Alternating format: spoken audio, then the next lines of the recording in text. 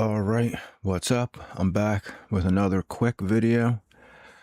Now, if you'll see the title of this video, this question comes up a lot in conspiracy circles or when people are talking about these types of conspiracy quote unquote topics.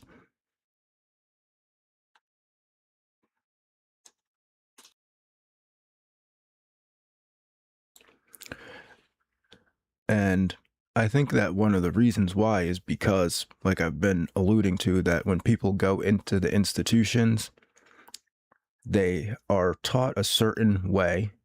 And if they don't agree with the way that they are taught, then they don't pass the classes, they don't get their degrees, and therefore they can't progress into the power structure.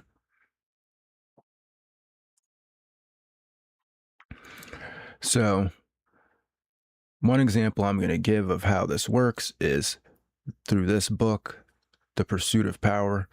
This is also another one of the books that I had to read in my first year political science class. And now, this book is actually strikingly similar to Tragedy and Hope, how it, goes through basically the history of Europe and the history of European development and how that led to them colonizing most of the world, right? And it's very similar to this book, Guns, Germs, and Steel, which is another book that a lot of, college students read, or people that are self-educated as well when they want to learn about history and the development of society. I think that this book might be one of the most popular books on that subject. I've heard many people reference this book. Not as many people reference Pursuit of Power. What I liked about this book was that it didn't just go through technological advancements, but it went through a lot of societal advancements too, and different small detail techniques. Like as you see on the cover, that's supposed to be William of Orange, and he was a Dutch man that became the King of England. And what they attributed his success to was that he was the first person to do regimented drills with the rifle type weapon or the musket. And also he's accredited with being the first, I guess you say general to have his troops use rifles or muskets laying in a prone position. And that was what gave him a serious advantage over the British, who were still doing the marching forward type of thing. If you've ever seen the movie Barry Lyndon, I would suggest watching that. Barry Lyndon will give you a very good, view of how things were around that time period in Europe. And so, therefore, William of Orange was able to overtake the British Army and, rise to power in that way. But one thing you'll notice in both of these books is that it is basically only focused on physical events mostly. Like this, I haven't read this book but from what I understand, it's basically what the title says. It's,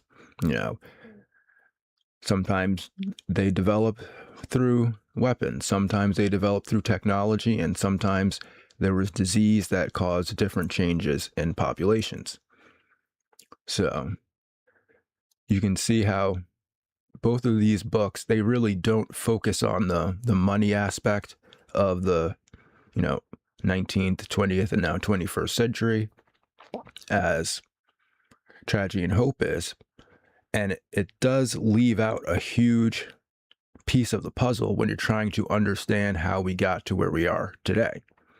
So a lot of educated people may read books like this, where it's not specifically focused on that topic of the moneyed powers and how politicians actually operate in real politic. It's more about this, this book is more just oh, well then, people got the wheel and then they started carrying more stuff and then they went to agriculture and then they built weapons and now they learned how to lay down with the weapons and then they did that. It doesn't really focus on the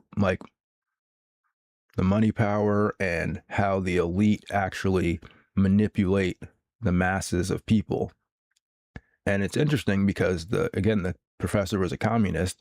So you see, communists don't really want you to focus on where the money's coming from either, because it's kind of two sides of the same coin, of like the monopoly capitalist and the communist Marxist, because they both want to have a centralized central bank authority that dictates to the politicians what is going to be, voted on, quote unquote.